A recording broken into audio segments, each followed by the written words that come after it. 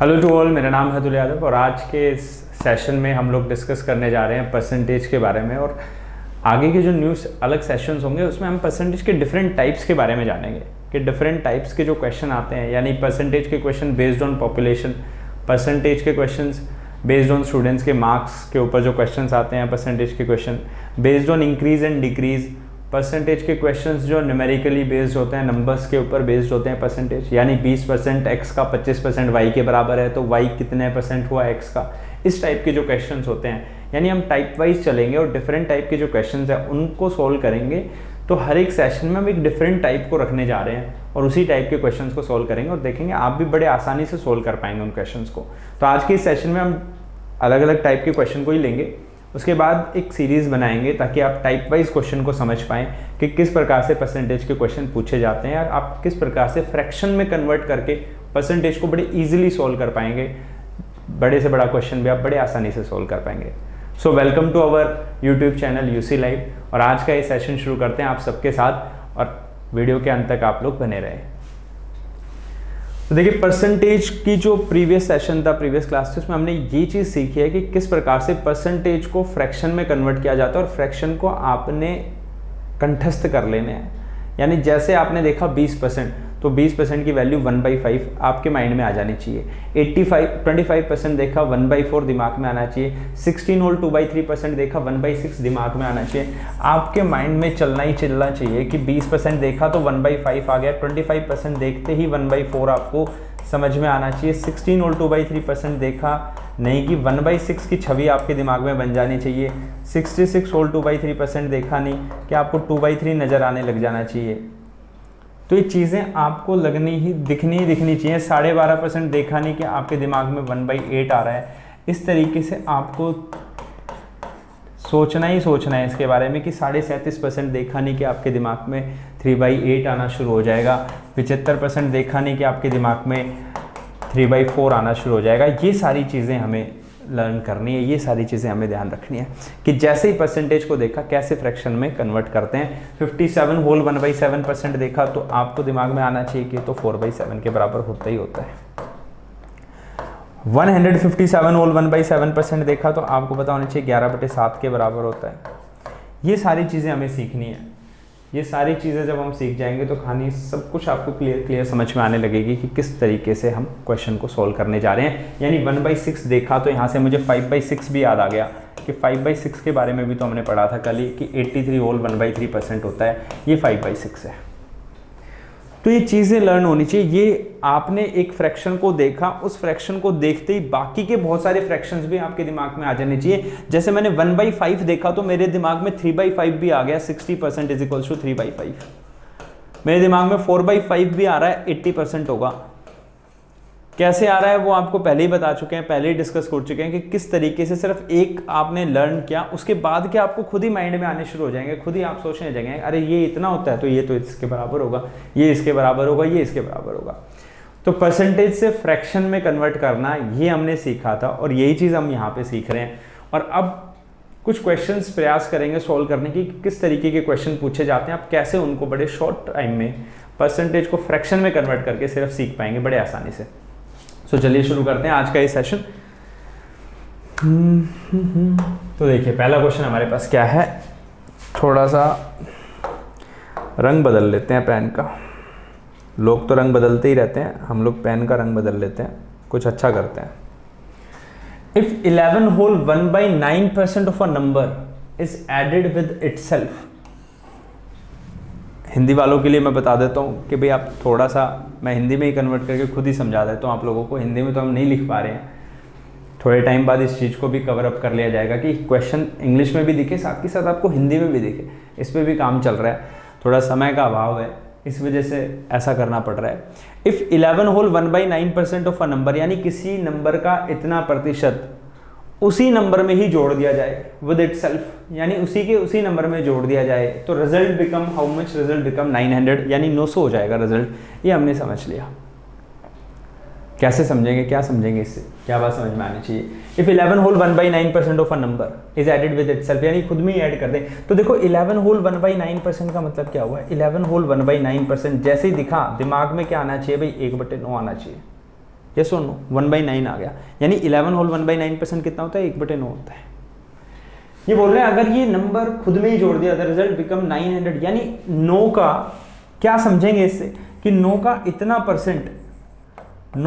Percent कितना होता है, 1 होता है। यानी अगर वो नंबर 9 है, हमें तो नहीं पता वो नंबर क्या है, हमने मान लिया वो नंबर 9 है, तो 9 का 11 से 1/9% अगर उसी में जोड़ दिया जाए यानी 1 अगर उसमें जोड़ देंगे तो नंबर कितना बन जाएगा, 10 बन जाएगा। लेकिन इन्होंने क्या कहा भाई वो नंबर कितना बनेगा, 900 बनेगा। तो हमने कहा ठीक है भाई, हमारा 10 तुम्हारे 900 के बराबर है, तो 1 की वैल्यू कितनी आ जाएगी, यहाँ से हमारे पास 1 की वैल्यू आ जाएगी 90, और 1 की वैल्यू मिल गई। तो हमें ओरिजिनल नंबर हमारा क्या था, 9 था, तो 9 की वैल्यू भी हम बड़े आराम से निकाल सकते हैं। यानी कितना आ गया, 810। ये हमें मिल गया नंबर 810। तो हमारा ओरिजिनल नंबर क्या है, वो 810 है। यही चीज़ें सीखनी है, यही चीज़ें समझनी है कि परसेंटेज से फ्रैक्शन में कैसे जाना है और फ्रैक्शन का क्या उपयोग है, किस तरीके से इस्तेमाल करके हम फ्रैक्शन का बड़े आसानी से इन क्वेश्चंस को सॉल्व कर पाएंगे। ये चीज़ समझनी है हमें। तो ये चीज़ यहाँ से भी समझ में आ गई होगी। इफ 11 होल 1/9% यानी इतना प्रतिशत, यानी इसको फ्रैक्शन में कन्वर्ट करेंगे कितना आएगा, 1/9 आएगा। यानी यहाँ से क्या समझेंगे कि 9 का इतना प्रतिशत कितना होता है, 1 होता है। बस ये बात समझनी है। इसका इतना परसेंट 1 है, यानी अगर वो नंबर 9 होता तो अगर इतना परसेंट जोड़ना होता तो हम उसके अंदर कितना जोड़ते, 1 जोड़ते, यानी वो बन जाता 10। लेकिन वो है कितना, 900 है, तो हमने कहा 10 की वैल्यू 900 के बराबर है, 1 की वैल्यू निकाल ली, 9 की वैल्यू चाहिए थी, आंसर आ गया। इतना सा करना है, बस ये चीज़ हमें सीखनी है। बार बार जो चीज़ें दोहराई जा रही हैं, रिपीट की जा रही है, वो इसीलिए की जा रही हैं ताकि आप इस कॉन्सेप्ट को समझ पाएँ, ये माइंड में आपके सेट हो जाए किस तरीके से परसेंटेज दिखते के साथ फ्रैक्शन में आप जाना काम करना शुरू करें। अगले क्वेश्चन पे चलते हैं। अगले क्वेश्चन देखिए, 64 is added in a number, यानी एक नंबर में अगर 64 ऐड कर दिया जाए। अब की बार ये नहीं कहा कि उस नंबर का इतना प्रतिशत उसमें ऐड कर दिया जाए। अब की बार कहा एक नंबर है, कोई नंबर होगा, उसमें अगर हम 64 ऐड कर दें, 64 ऐड कर दें, तो वो नंबर खुद का 157 होल 1/7% बन जाता है। यानी वो खुद का कितना बन जाता है, 157% बन जाता है नंबर। तो यानी ये ऑब्वियस सी बात है, अगर एक नंबर में आप 64 ऐड करोगे तो नंबर जरूर अपने से तो बड़ा हो ही चुका है, यानी उसकी परसेंटेज 100 से तो बड़ी आने वाली है। तो कितना बन गया, 157 होल 1/7, यानी 157 होल 1/7 क्या होता है, अभी अभी पढ़ के आए थे कि 157 होल 1/7% कितना होता है भाई, 11/7 होता है। कितना होता है, 11/7 होता है। पढ़ के क्या समझेंगे, फ्रैक्शन में करके क्या समझ में आना चाहिए, फ्रैक्शन में करके ये समझ में आना चाहिए कि 7 का इतना परसेंट कितना होता है भाई, 11 होता है। 7 का इतना परसेंट कितना होता है, 11 होता है। यानी 7 का 157 होल 1/7% कितना बनेगा, 11 बनेगा। ये बात यहाँ से समझ में आनी चाहिए, और ये बात समझ में आ गई तो क्वेश्चन पूरा कंप्लीट हो गया। इनका नंबर 64 ऐड करने पर 157 बन गया था खुद का परसेंटेज। हमारा नंबर 7 है, 7 से कितना बन गया, 11। 7 से 11 बना तो कैसे बना होगा, कितना जोड़ा होगा तब 7 से 11 बना होगा, हमने 4 जोड़ा होगा तब वो नंबर 7 से 11 बना होगा, हाँ या ना। यानी नंबर 7 था, 11 बनाना है, कब बना होगा, जब हमने उसमें 4 ऐड करा होगा। लेकिन इन्होंने कितना ऐड किया है अपने नंबर में, इन्होंने तो 64 ऐड करा है। यानी हमारा जो 4 है वो इनके 64 के बराबर है, 64 के बराबर है। तो 1 की वैल्यू हमें यहाँ से मिल गई बड़े आराम से, 16, 16। और वैल्यू हमें किसकी चाहिए, हमें वो नंबर चाहिए। नंबर तो क्या है भाई, 7 है नंबर तो 7 की वैल्यू बता दो भाई, 7 की वैल्यू कितनी आएगी, 16 को 7 से गुना कर दो, आपके पास आपका नंबर भी आ गया है, ये आपका नंबर है। बस इतना सा समझना है, इतना सा समझना है। अगर आप इतना सा समझ जाएंगे तो बड़े आसानी से बड़े से बड़ा क्वेश्चन भी कर पाएंगे। बड़े से बड़ा क्वेश्चन भी आपके लिए कुछ नहीं होगा। 16 को 7 से गुना करें, आपका आंसर आपके सामने है। आगे चलते हैं नेक्स्ट क्वेश्चन पे।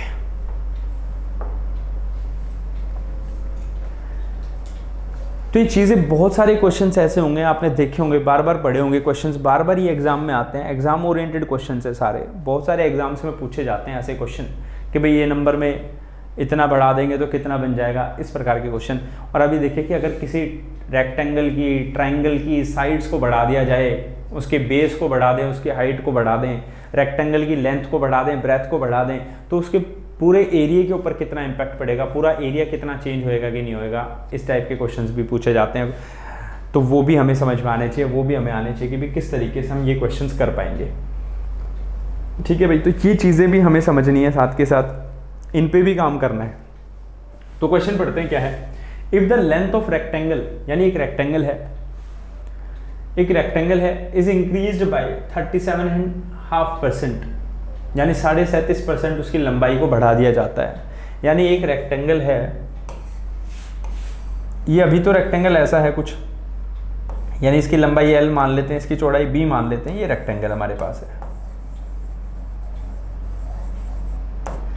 बोल रहे हैं भाई इसकी लंबाई को 37.5% बढ़ा दिया और चौड़ाई को थोड़ा कम कर दिया 20%, यानी कुछ ऐसा बना दिया भाई, ये चौड़ाई कुछ कम कर दी, ब्रेथ कम कर दी 20% और लंबाई को थोड़ा बढ़ा दिया है, ये नया रेक्टेंगल है। यानी इसमें लेंथ तो 37.5% बढ़ा दी है और चौड़ाई को 20% कम कर दिया है। यानी अभी कुछ ऐसा दिखेगा, लंबाई बढ़ने के बाद चौड़ाई कम होने के बाद कुछ ऐसा दिख रहा है रेक्टेंगल। हमें बताना है कुल इसके एरिया में कितना फर्क आया। ऐसा करने से क्या इसके एरिया में कुछ फर्क आया? तो एरिया में जो फर्क आया वो हमें समझाना है कि क्या फर्क है एरिया के अंदर। कि रेक्टेंगल की लंबाई हमें पता लग गई, इंक्रीज इतना हो गया, ब्रेथ हमें पता लग गया इतना है, तो percentage change in its area, area में कितना बदलाव आया वो हमें समझाना है, वो चीज़ हमें देखनी है। तो देखिए कैसे करेंगे। If the length of rectangle is increased, अगर लंबाई को इंक्रीज कर दिया जाए तो क्या होगा? तो देखिए हमें तो ये भी नहीं पता लंबाई क्या है, चौड़ाई क्या है, हमें किसी के बारे में कोई जानकारी नहीं है, लेकिन परसेंटेज हमारे पास एक ऐसी चीज़ है जिससे हम पूरे के पूरे क्वेश्चन को सोल्व कर पाएंगे। क्या है परसेंटेज के अंदर? तो आप देखेंगे 37.5%, 37.5% का मतलब कितना होता है? 37.5% का मतलब होता है 3/8। यानी क्या समझेंगे इससे कि अगर लंबाई 8 थी तो 37.5% बढ़ाने के बाद वो लंबाई कितनी हो जाएगी? 11 हो जाएगी, हाँ या ना? क्योंकि 8 का 37.5% कितना होता है? 3 होता है। तो अब बस यही चीज़ हमें समझनी है कि लंबाई पहले कितनी थी, अब कितनी होगी। यानी ये लेंथ है, ये ब्रेथ है, ये ओल्ड है और ये न्यू है। यानी पहले के टाइम में कितनी थी, ओरिजिनल कितनी थी और अब कितनी हो गई। तो आप देखेंगे कि लंबाई पहले कितनी थी? 8 थी, अब बढ़ के कितनी हो गई? 37.5% बढ़ा दी, यानी कितनी हो गई? 11 हो गई। ब्रेथ को डिक्रीज कर दिया 20%, तो आपको पता होना चाहिए 20% का मतलब कितना होता है भाई? 1/5। यानी अगर चौड़ाई पहले 5 थी तो 20% कम होने के बाद वो कितनी कम हो गई? 1 कम हो गई। यानी चौड़ाई पहले 5 थी तो 20% कम हो गई, यानी 1 कम हो गई, यानी अब कितनी बन गई है? 4 बन गई है। तो आप एरिया भी बता सकते हैं कि पहले एरिया कितना था? 40 था, अब एरिया कितना हो गया? 44 हो गया। क्या एरिया बढ़ गया? जी हाँ, बिल्कुल एरिया बढ़ गया, 40 से 44 हो गया। कितना प्रतिशत बढ़ा? अगर प्रतिशत के टर्म्स में वो पूछना चाहते हैं तो कितना प्रतिशत एरिया बढ़ गया, तो वो भी हम बता सकते हैं भाई 40 से 44 यानी 4 बढ़ गया। पहले 40 था, गुना में 100, परसेंटेज आ गया, 4 से 40 घट गया, आपको पता है 10, 1/10 का मतलब होता है 10%। यानी कितना इंक्रीज हो गया? 10% एरिया जो है वो इंक्रीज हो गया। इस प्रकार से क्वेश्चन को सोचना है। ये जब कभी भी एरिया का क्वेश्चन आ जाएगा कि एरिया में साइड इतनी थी भाई, उसकी लंबाई को इतना बढ़ाया गया, चौड़ाई को इतना घटाया गया, जब कभी भी ऐसे क्वेश्चन आ जाएंगे तो आपने बड़े आसानी से, बड़ी समझदारी से इस प्रकार से सोल्व करना है। आपका आंसर आएगा, 100% आपका आंसर आएगा। तो यहाँ पे क्वेश्चन क्या है वो समझ में आ गया होगा, आशा करता हूँ आप सबको, कि जैसे ही परसेंटेज आपको दिखी, यहाँ पे 2 परसेंटेज दिख रही है आपको, एक तो 37.5% दिख रहा है, एक 20% दिख रहा है। आपके दिमाग में तुरंत स्ट्राइक करना चाहिए 37% मतलब 3/8, यानी लंबाई इतनी बढ़ गई। तो आपको ये पता होना चाहिए लंबाई अगर हम 8 मान लेते हैं, हमें तो पता ही नहीं है लंबाई क्या है, आप कुछ भी मान लीजिए, कोई फर्क नहीं पड़ने वाला। हमने माना लंबाई कितनी है? 8 है। 8 का 37.5% कितना होता है? 3 होता है, यानी 3 बढ़ा दी वो। तो अगर वो पहले 8 थी तो अब बढ़ के कितनी हो गई? 11 हो गई। ऐसे ही चौड़ाई को देखा 20%, 1/5, यानी पहले 5 थी तो अब 5 का 20% 1 होता है, यानी अब घट के कितनी हो गई? 4 हो गई। अगर मैं एरिया की बात करूँ तो एरिया भी मुझे पता लग गया कि पहले एरिया 40 था, अब 44 हो गया, तो कितना परसेंट बढ़ गया? अभी 10% हो गया, यानी 4 बढ़ा है 40 में। आशा करता हूँ आप लोगों को समझ में आ रहा होगा ये सब कुछ। बड़े ही आसान तरीके चीज़ें आप समझने का प्रयास करेंगे। दिमाग पे जोर आप लोगों ने ज़्यादा डालना नहीं है, उसके लिए हम लोग हैं दिमाग पे जोर डालने के लिए। आप प्रयास करें कि समझे चीज़ों को, जैसे जैसे समझना शुरू कर देंगे तो चीज़ें और बेहतर होती जाएंगी आप लोगों के लिए। चलिए देखते हैं क्या है। If the side of square, यानी अब स्क्वायर का क्वेश्चन आ गया है। If the side of square is increase by 40%, यानी ये कह रहे हैं कि स्क्वायर है ये भाई, एक स्क्वायर की साइड को अगर 40% बढ़ा देते हैं तो देखिए सीधी सी बात है, स्क्वायर की साइड को बढ़ा रहे तो लंबाई चौड़ाई वाली कोई बात नहीं होगी, लंबाई चौड़ाई दोनों ही बढ़ेंगी क्योंकि वो तो सेम ही रहता है। पूरी साइड को बढ़ाया है उन्होंने, तो यानी अब स्क्वायर कुछ ऐसा बन गया, उनको 40% बढ़ा दिया उन्होंने स्क्वायर को। तो ये तो ओल्ड स्क्वायर है, ओरिजिनल स्क्वायर, और ये न्यू स्क्वायर है, यानी प्लस 40% हो गया साइड के अंदर। पहले कुछ साइड रही होगी, हमें नहीं पता क्या साइड थी। जब हम ये कहते हैं हमें नहीं पता क्या साइड है, तब हमें सब कुछ पता होता है। ये बात भी ध्यान रखें कि 40% की वैल्यू जब हमें दे रखी है, भाई 40% कितना होता है? 40% को अगर मैं टर्म्स में करूं, फ्रैक्शन में करूं, तो कितना आ जाएगा भाई? 2/5 आ जाएगा क्या 40%?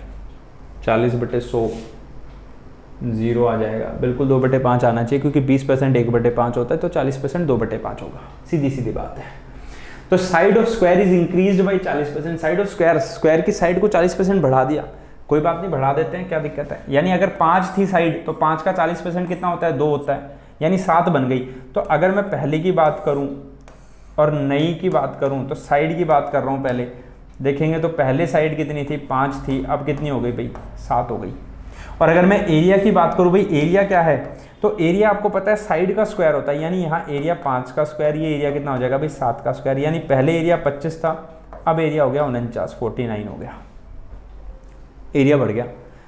एरिया ऑब्वियसली बढ़ना था, साइड स्क्वायर की अगर आप बढ़ाएंगे तो बाई डिफॉल्ट एरिया बढ़ना ही बढ़ना है। तो यानी पहले एरिया 25 था, अब एरिया कितना हो गया? 49 हो गया। यानी कितना बढ़ गया? 24 बढ़ गया। 24 बढ़ गया, पहले कितना था? 25 था, यानी 24/25 मल्टीप्लाई बाई 100, ये आपको मिल गया एरिया कितना बढ़ गया है। 25 से काटेंगे 4 आ जाएगा, 24 को 4 से गुना कर लीजिए, 96%, यानी एरिया कितना बढ़ गया? 96%। एरिया कितना बढ़ गया? 96%। बस ये चीज़ें हमें समझनी है, इस तरीके से समझना है। मान के चलिए एरिया अभी हमने देखा था रेक्टेंगल का, लेंथ और ब्रेथ दे दिया। स्क्वायर की बात आ गई तो एक ही साइड के बारे में जिक्र करेंगे, क्योंकि एरिया स्क्वायर का एक साइड पे ही निर्भर करता है। साइड का स्क्वायर कर दो, एरिया भी मिल जाएगा, हमें उसकी लंबाई चौड़ाई से कोई मतलब नहीं है। तो सीधी सीधी बात है, एरिया साइड हमने देख ली भाई, पहले 5 थी, अब 7 हो गई, तो एरिया 25 से 49 हो जाएगा। आपका आंसर आपके पास आ जाएगा। इस प्रकार से क्वेश्चन को सोल्व करना है, बस यही प्रयास रखना है, ऐसे ही क्वेश्चन अपने आप सोल्व होते जाएंगे। आगे चलते हैं और कैसा क्वेश्चन हमें देखने को मिल सकता है। ये बहुत ही इंपॉर्टेंट क्वेश्चन है भाई, एग्जाम पर्सपेक्टिव से सबसे इंपॉर्टेंट क्वेश्चन है कि किस तरीके से प्राइस जो है वो इंक्रीज या डिक्रीज होता है। तो कंजम्पशन और एक्सपेंडिचर, ये सब चीज़ें आपको पता होनी चाहिए भाई, कंजम्पशन क्या होता है, एक्सपेंडिचर क्या होता है, ये सारी बातों के बारे में जानकारी होनी चाहिए। तो देखते हैं क्या क्वेश्चन है। Price of sugar is increase by 16 और 2/3% and the consumption of family is decrease by 20%। देखो जैसे प्राइस बढ़ेगा, प्राइस और कंजम्पशन में इन्वर्स रिलेशन होता है, यानी अगर किसी भी चीज़ का दाम बढ़ता है तो आप अगले दिन क्या हो जाता है, आप घर में देखेंगे उस चीज़ की कटौती करनी शुरू कर देंगे। टमाटर के रेट बढ़ जाएंगे तो घर पे क्या होगा कि भाई सब्जी जो बनती थी पहले दाल में 2 टमाटर डलते थे, अब 1 टमाटर डलने लग जाएगा, कंजम्पशन कम हो जाएगा, ताकि खर्चा हमारा बैलेंस रहे, खर्चा बराबर सा बना रहे। चीनी का रेट बढ़ जाएगा तो दूध में पहले 2 चम्मच चीनी डलती थी, वो 1 चम्मच डलनी शुरू हो जाएगी, बाई डिफॉल्ट ऐसे ही चलता है। पेट्रोल का रेट बढ़ जाएगा तो पहले अगर सब्जी खरीदने भी जाते थे तो गाड़ी से जाते थे, अब वो पैदल जाना शुरू कर देंगे। ये चीज़ें होती हैं, यानी जैसे जैसे प्राइस बढ़ता है कंजम्पशन डिक्रीज होता जाएगा, कंजम्पशन कम होएगा, बाय डिफॉल्ट है, ये एक दूसरे के इन्वर्स रिलेशन है। कोई बात नहीं, बात तो समझ में आ गई होगी आप लोगों को। एक्सपेंडिचर यानी खर्चा कितना होगा, खर्चा कैसे पता करेंगे भाई, कुल खर्चा कितना होगा। तो खर्चे के लिए फॉर्मूला क्या है भाई, ये एरिया की तरह ही काम करता है भाई। एक्सपेंडिचर क्या होगा, price multiply by consumption, price multiply by quantity. भाई एक प्राइस, आलू का प्राइस 20 रुपए किलो है और आपके घर में कंजम्पशन कितना है, 4 किलो का कंजम्पशन है, तो कुल खर्चा कितना हुआ, 20 × 4 80 रुपए का। सीधी सीधी बात है। तो प्राइस इंटू कंजम्पशन, अगर प्राइस को कंजम्पशन से मल्टीप्लाई करोगे, यानी कितना आप कंज्यूम करते हैं, तो आपके पास खर्चा निकल के आ जाएगा भाई, इतना खर्चा आप लोगों का घर में करते हैं आप लोग। तो ये बात तो हमें यहाँ से समझ में आ गई। कोई बात नहीं, अभी हमें देखना है कि खर्चे में कितना बदलाव आएगा, वो चीज़ हमें समझनी है कि भाई पहले कितना खर्चा होता था, अब कितना खर्चा होता है। तो शुगर का प्राइस बढ़ गया 16 और 2/3%। परसेंटेज देखा दिमाग में 1/6 आ जाता है तुरंत, यानी प्राइस चीनी का इतना बढ़ गया, तो इसका मतलब प्राइस पहले चीनी का 6 था, इतना बढ़ गया, तो कितना बढ़ गया, 1 रुपये और बढ़ गया। यानी अब समझ में आ गया। प्राइस की बात अगर मैं करूं, तो प्राइस अगर मैं ओल्ड और न्यू की बात करूं, पुराने प्राइस की और नए प्राइस की बात करूं शुगर के, तो समझ में आ रहा है पहले 6 था प्राइस, अब बढ़ के कितना हो गया, 7 हो गया। ये बात तो समझ में आ गई कि प्राइस पहले 6 था, अब कितना हो गया, 7 हो गया। दूसरी बात क्या समझनी है, कंजम्पशन 20% डिक्रीज हो गया। कंजम्पशन यानी 20%, 20% का मतलब कितना होता है भाई, 1/5। यानी घर में जो पहले 5 आइटम लेके आते थे, अब वो 1 आइटम कम कर दिया लाना, यानी कितना आइटम कर दिया, 4 कर दिया। यानी पहले 5 किलो कंज्यूम करते थे, अब कितना कंज्यूम करने लगे, 4 करने लगे। मुझे बताइए क्या हम खर्चा निकाल सकते हैं कि नहीं निकाल सकते, एक्सपेंडिचर निकाल सकते हैं कि नहीं निकाल सकते। बड़े आसानी से बड़े प्यार से एक्सपेंडिचर हम लोग निकाल सकते हैं। एक्सपेंडिचर होता क्या है, प्राइस मल्टीप्लाई बाय कंजम्पशन, यानी प्राइस को कंजम्पशन से मल्टीप्लाई करो, एक्सपेंडिचर आ जाएगा। यानी पहले जब प्राइस 6 रुपये था तो वो आइटम 5 किलो आप खरीदते थे, तो 6 इंटू 5 कर दोगे तो आपके पास आंसर आ जाएगा 30। पहले अब जो नया प्राइस वो 7 रुपये हो गया, तो आपने कंज्यूम करना कम कर दिया, 4 कर दिया, यानी अब कितना कर दिया अभी 28। एक्सपेंडिचर कितना गिर गया आपका घर में, पहले 30 रुपए खर्चा करते थे, अब आप 28 रुपए खर्चा करते हो, यानी आपने कितना कंजम्पशन कम कर दिया, 2 रुपए कम कर दिया। पहले 30 रुपए करते थे, मल्टीप्लाई बाई 100 कर दो, आंसर आपके पास आ जाएगा 20/3। 20/3% आपके पास आ जाएगा, यानी अगर सोल्व करेंगे तो 3 6 18, 6 सही 2/3%, यानी इतना प्रतिशत एक्सपेंडिचर क्या हो गया हमारा, डिक्रीज हो गया इतना परसेंट, 6/3%। बस इतनी सी बात हमें समझनी है कि कैसे प्राइस, यानी जहां पे भी बस ये संबंध रिलेशन आपको समझना है कि प्राइस एक्सपेंडिचर कंजम्पशन में भी रिलेशन वही एरिया वाला रिलेशन ही होता है रेक्टेंगल का। यानी एरिया ऑफ रेक्टेंगल क्या होता है, लेंथ इंटू ब्रेथ। इसी प्रकार से एक्सपेंडिचर यहाँ पे क्या है, प्राइस इंटू कंजम्पशन, यानी प्राइस ओल्ड और न्यू निकालेंगे, कंजम्पशन ओल्ड और न्यू निकालेंगे, दोनों को गुणा कर देंगे, मल्टीप्लाई कर देंगे, एक्सपेंडिचर मिल जाएगा। एक्सपेंडिचर ही चाहिए और क्या चाहिए, खर्चा ही तो चाहिए, जितना खर्चा है घर का, बस उतनी सी बात चाहिए और आंसर आपके सामने आ जाएगा। इस प्रकार से क्वेश्चन आप सोल्व कर सकते हैं। बड़े से बड़ा क्वेश्चन सोल्व कर लेंगे। एक क्वेश्चन और देख लेते हैं, आज के सेशन का प्रयास करेंगे, बस ये आखिरी क्वेश्चन देखते हैं। देखो यहां से एक चीज और फिर समझने को मिल रही है कि the sale of cinema ticket is increased by 57 whole 1/7%, यानी सिनेमा की जो टिकट्स हैं उनकी सेल बढ़ गई भाई, लेकिन साथ के साथ प्राइस भी बढ़ गया। कमाल की बात है, यानी कोई अच्छी ही फिल्म लग रही है कि सेल बढ़ रही है तो प्राइस भी बढ़ रहा है। Find the percentage change in revenue, तो मोटा पैसा भी कमा रहे हैं सिनेमा हॉल वाले, तो हमें ये देखना है कि कितना पैसा अब ज़्यादा कमाने लग गए वो पहले के मुताबिक। सेल बढ़ी, प्राइस भी बढ़ गया, तो रेवेन्यू भी बढ़ेगा ही बढ़ेगा, सीधी सीधी बात है। क्यों? क्योंकि रेवेन्यू निकलेगा कैसे? रेवेन्यू भाई आपकी जेब में कितना पैसा आ रहा है कैसे पता लगेगा? आप टिकट को इतने पैसे में बेच रहे हो, यानी एक टिकट का प्राइस मल्टीप्लाई बाय आपने कितनी उसकी क्वांटिटी सोल्ड कर दी, कितनी सेल कर दी आपने उसकी, तो प्राइस को सेल से मल्टीप्लाई कर दोगे तो आपके पास रेवेन्यू आ जाएगा। टोटल भी इतना पैसा आपने इकट्ठा कर लिया, इतना जनरेट कर लिया पैसा। ध्यान रखें, वही वाली कहानी बन रही है फिर से एक्सपेंडिचर वाली। जो चीज़ें हम सीख रहे हैं वो यही तो चीज़ें सीख रहे हैं कि एरिया क्या होता है, लेंथ मल्टीप्लाई बाय ब्रेथ, यानी 2 का प्रोडक्ट होता है। रेवेन्यू प्राइस इनटू सेल होता है। इसी प्रकार से एक्सपेंडिचर अभी हम सीख के आए कि भाई एक्सपेंडिचर क्या होता है। एक्सपेंडिचर भी वही होता है, प्राइस इनटू कंजम्पशन, यानी कितना प्राइस था और कितना आप कंज्यूम करते हो, कितना आप कंज्यूम करते हो, क्वांटिटी या कह लो प्राइस इनटू क्वांटिटी कह लो या कंजम्पशन कह लो, बात एक ही है। तो ये चीज़ें हमें सीखनी कि देखेंगे तो सारे के सारे आपस में ऐसे इंटर रिलेटेड है, तो क्वेश्चन भी इंटर रिलेटेड है, क्वेश्चन भी ऐसे ही हो जाएंगे बड़े आसानी से। तो 57 होल 1/7% का मतलब कितना होता है, 4/7 होता है। 57 होल 1/7% दिमाग में आएगा 4/7। यानी अगर मैं बात करूं ओल्ड और न्यू की, यानी पहले क्या काम चल रहा था, अब क्या काम चल रहा है, और किसकी बात करेंगे, प्राइस की बात करेंगे, और किसकी बात करेंगे हम लोग, सेल की बात करेंगे। भाई पहले प्राइस क्या था, सेल क्या थी, और अब की बातें करते हैं। यानी अगर मैं कहूँ 157 और 1/7 4/7 होता है, यानी प्राइस बढ़ गया सिनेमा हॉल टिकट का, पहले 7 था, इतना परसेंट बढ़ गया, यानी 4 बढ़ गया। यानी पहले 7 रुपये रेट था, अब कितना रेट हो गया टिकट का, 11 रुपये रेट हो गया। इसी प्रकार से उसकी जो सेल बढ़ गई, सेल की बात चल रही है तो सेल बढ़ा देते हैं, कोई दिक्कत नहीं है। यहाँ लिख देते हैं सेल और ये लिख देते हैं प्राइस। प्राइस की अगर बात करें तो 16 होल 2/3%, यानी 16 सही 2/3%। आपके दिमाग में तुरंत आ जाना चाहिए 1/6, 1/6, यानी प्राइस पहले 6 रुपये था तो अब 1 रुपये और बढ़ गया, यानी अब कितना हो गया, 7 रुपये हो गया। और अब आप देखेंगे रेवेन्यू कितना हो गया, भाई रेवेन्यू अब 77 रुपये हो गया, और पहले कितना था, 42 रुपीज़ था। बड़े आसानी से आप आंसर कर पाएंगे। रेवेन्यू का चेंज आप आराम से परसेंटेज निकाल सकते हैं, ये आप लोगों के लिए। आज के इस सेशन में हमने बहुत सारी ऐसी चीज़ें सीखी हैं कि किस तरीके से परसेंटेज को फ्रैक्शन में बदल के और हम इस्तेमाल कर सकते हैं, आगे बहुत अलग अलग प्रकार के क्वेश्चंस को सोल्व कर सकते हैं। कल के हम सेशन में डिफरेंट टाइप्स को पढ़ेंगे कि अलग अलग टाइप के क्वेश्चन जो पूछे जाते हैं बार बार एग्जाम में, उनको कैसे सोल्व किया जाता है। तो आज के इस सेशन को यहीं ख़त्म करते हैं।